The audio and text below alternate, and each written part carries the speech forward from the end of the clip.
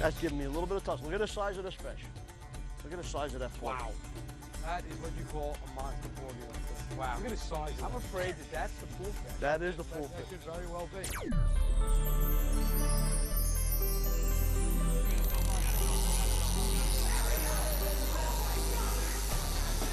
Wow, nice fish.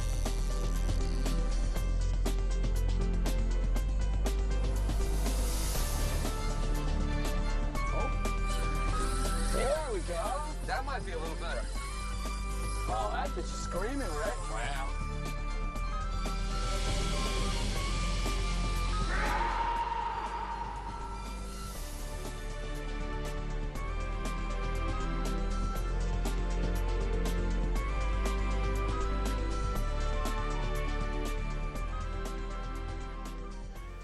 You're watching Northeast Angling. We're proud to present inshore and offshore saltwater fishing. We cover every species from fluke and porgies to stripers, sharks, and tuna. You can learn more about techniques, tackle, and destinations at neangling.com. Now sit back, relax, and enjoy the show.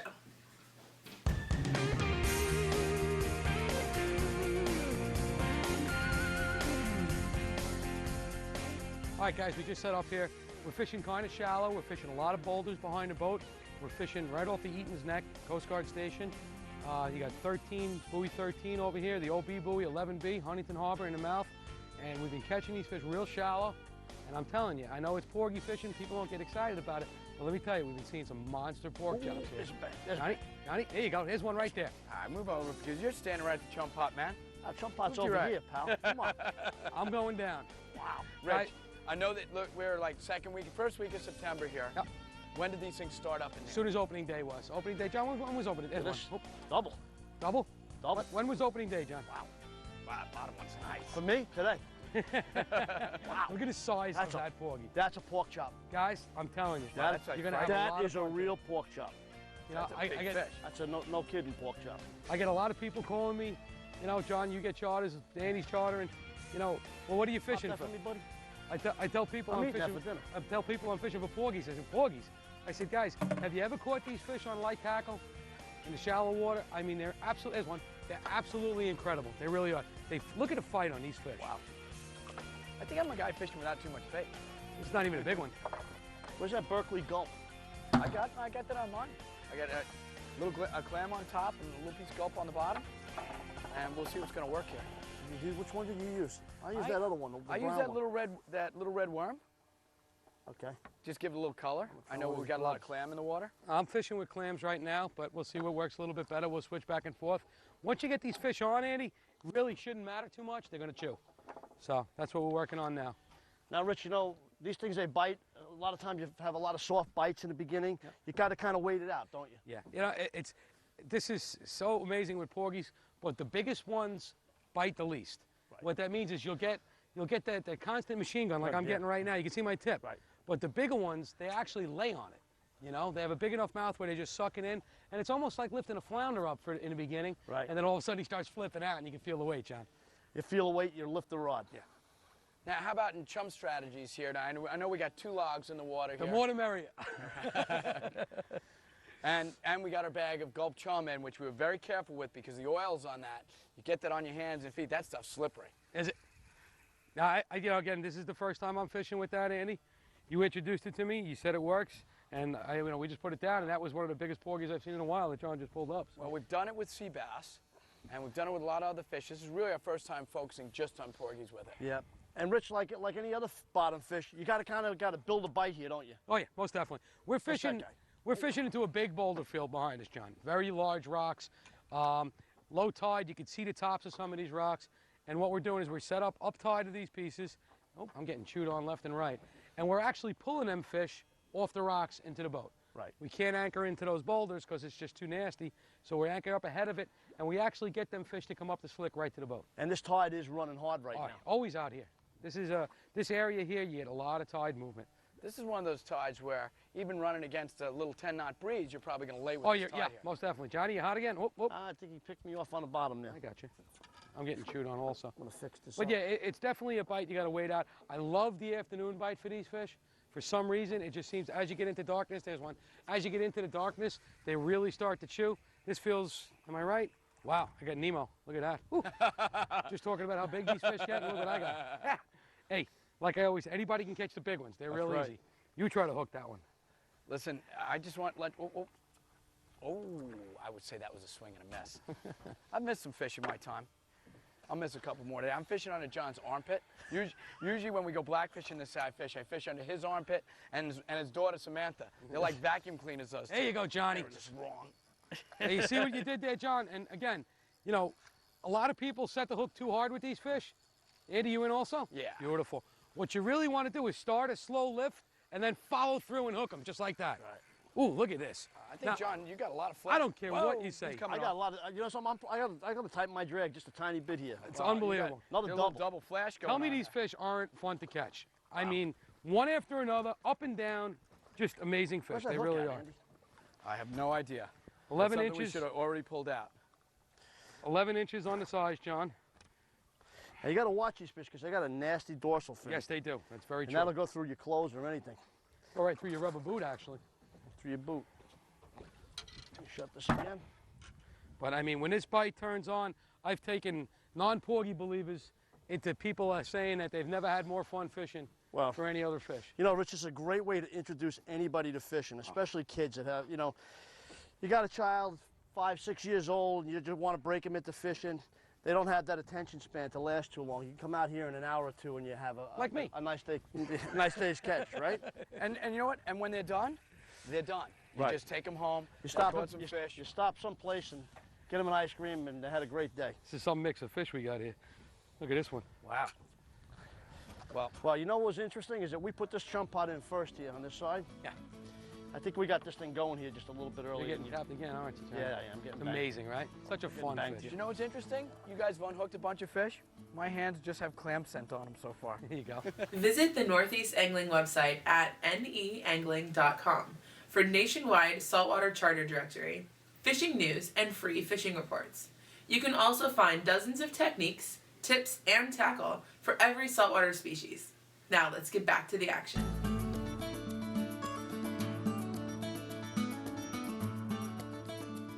Got something there, Johnny? A little touch here.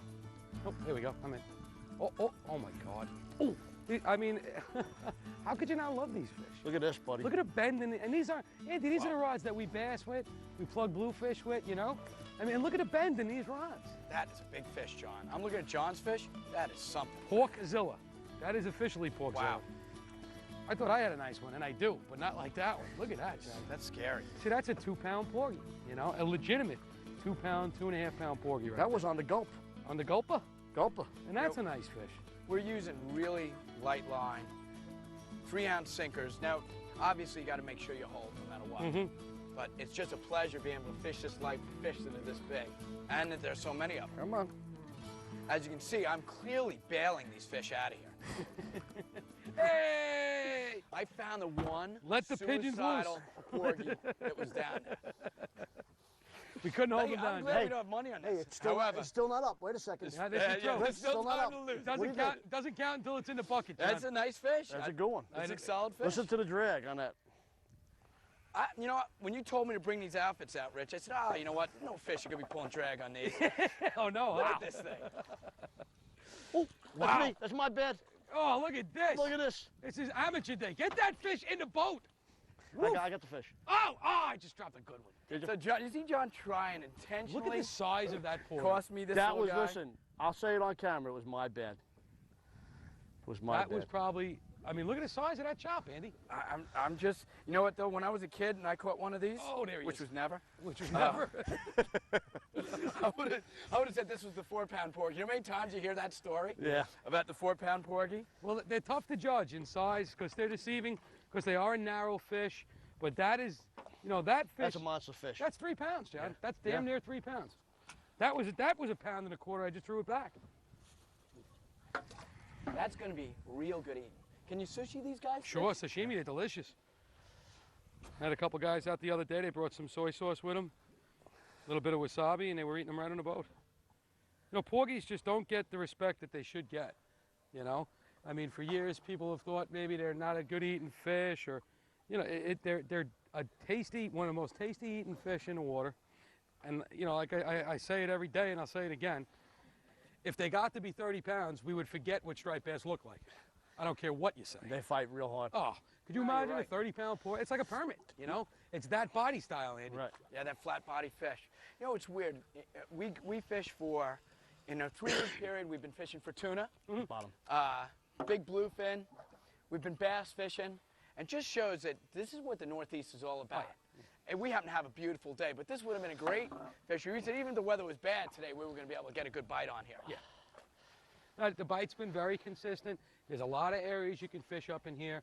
Like I mentioned a few before, you have Marshall Field, Cold Spring Harbor, Oyster Bay. You go a little further down the beach towards Northport, you got a lot of rocks along the beach there. In the spring, these fish are real shallow on the sand eels. You know, you'll see some giant porgies under the sand eels. And what are you looking for, Rich? You get in an area, you're in an area for the first time. Where are you thinking about fishing? Like anything, Andy, you got to look for structure. You know, the porgies may not be right on the structure like the sea bass and the blackfish will be, but you can rest assured they're going to be around it. They always want to be near some form of structure. High rocks, any boulders, hey, there's one. Boulders, mussel beds. Mussel beds, yeah. All that kind of stuff, which is all what we have here, too, which makes it such a good spot. Now, John, I know you spend a lot of time doing this. Any particular depth you like the best at this? No, Andy, everything's different. Rich found these fish. He's been out here fishing every day, found these fish in 10 feet of water. You know, down to the west a little bit, we tend to be in a little deeper water, you know, 20 to 30 feet. But there's nothing. You find a rock pile, you run your machine. Run your machine, look for some broken bottom, and look for life on your machine. You'll mark them. You're right, John. Right, and if you don't know what life on the machine is like, what you got to do is, once you get into a bite of porgies, you got to look back at your machine and say, oh, that's what it looks like. Yeah, and you can see the clouds coming through right, now. you can see them coming through. So then you remember what that is for the next time. You're right. Everybody's machine is different, you know? Yeah, and you always, like anything for the most part, except for when you're blackfishing and sea bassing, you want to anchor up a little bit uptide of the structure. Right. You really don't want to lay right on top of the rocks most of the time because you're going to get a lot of critters. You're going to get a lot of begals, you're going to get a lot of baby sea bass in the shallow water, a lot of bait stealers.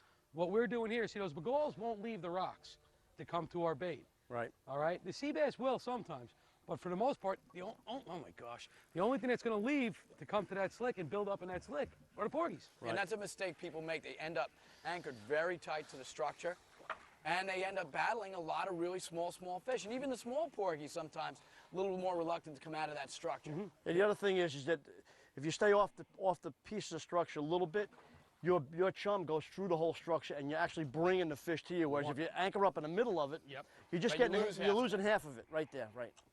Yeah, like right here, we have like the last, there you go, John, looks good.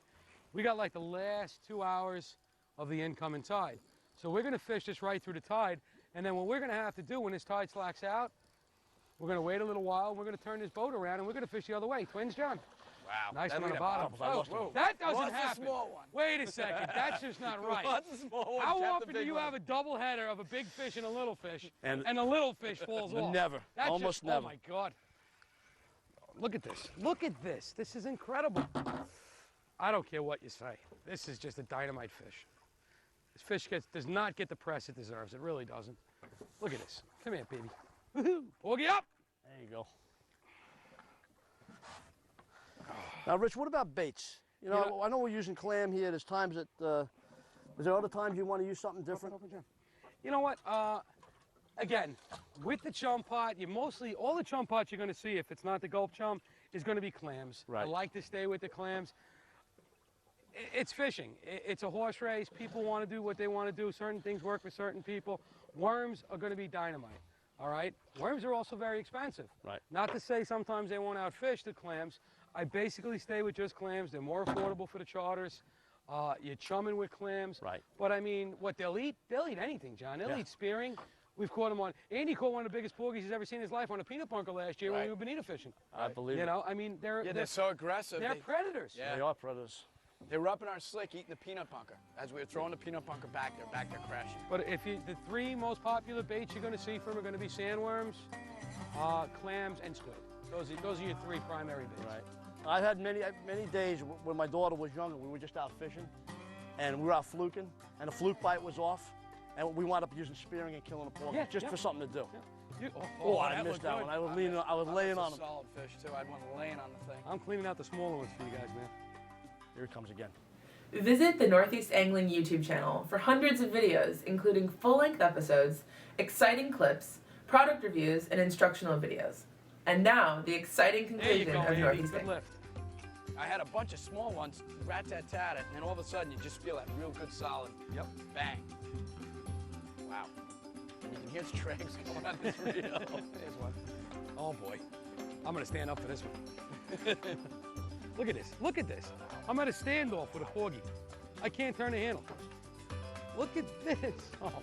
I can't believe I'm throwing this fish back. I love these fish. Throwing this guy Look back. Look at this. Come here, It's going to baby. be easier to fish the one that Rich has. Look at that. Wow. Wow, it's nice. That's beauty. Oh. You know what else, Rich? You're out here fishing. You don't know what you're going to get on the end of your line here, too. How many different species have you caught out here? Just porgy fishing. Yeah, you'll see a lot of bass because, you know, you're chumming with clams, so the bass are going to get up in the slick. A lot of sea bass, a lot of blackfish, even though the season's closed. Right. We had a small one here before. You know, bluefish, I had a weak fish obviously. the other day, 15.5-inch weak That's right. fish. Weak fish will get up in the slick, too. I mean, in this depth that we're in right now, I'd probably limit it to, like, bass, blues, and porgies. But if we were out in about 30, 40 feet of water on some structure, we would still be catching porgies, maybe not this big, but you'd see a lot more life also, a lot more look at this. Sea bass, stuff Sea like bass, that. exactly. Now, what's the limit now? I know it's different based on whether you're on a charter Yes. or not. For recreational anglers, right now, it's at 10 fish per man at 10.5. Wow. For charter boat and party boat captains, it is 45 fish per man at 11 inches. Right. Wow. Oh, key is 11 inches. Yes, which is a great number. Sure. Because there's plenty of 11-inch porgies around. Exactly. I just got tattooed. As soon as I No. got my bait and I got And a feeling I'm fishing. the great flying thing boats. about this area is, I mean, it's not a hard access point. It's not, there's party boats, there's charter boats. Right. I mean, you know, us three obviously run out of here. We can make this trip for customers whenever we want. You got 2 party boats that sail out of Huntington. You got the James Joseph, the Noli Eileen. They're both porgy fishing right now. You got and all the ca- City and- Island and guys, catching 'em. the Island Current. Island Current out of City Island. A lot of boats that are fishing for you. Connecticut boats also. So, I mean, it's an easy access. It really is. I mean, even on a party boat to come out, look at this. How could you not want to do this? I mean, reminds me of like when you were a kid sunny fishing, John. Because it's the same body style. And even those little sunnies, when you first started fishing, they fought like hell. Right. And now these things fight 10 times harder. I think I'll put this one in. They are definitely predators, and they're definitely vicious when they're in the water. They're like piranha. That's the way I look at it. Exactly right. Piranha without the big teeth. I got a couple of little guys beat me to death right here. And I'm going to say it one more time, and I always say it, I can't help it. Could you just imagine if these things got to be 30 pounds? Could you imagine? You probably wouldn't go swimming. They'd probably rip you apart like a piranha. Look at, oh my God. Look at this. Wow. I don't know, guys. How could you not want to do this? Look at this.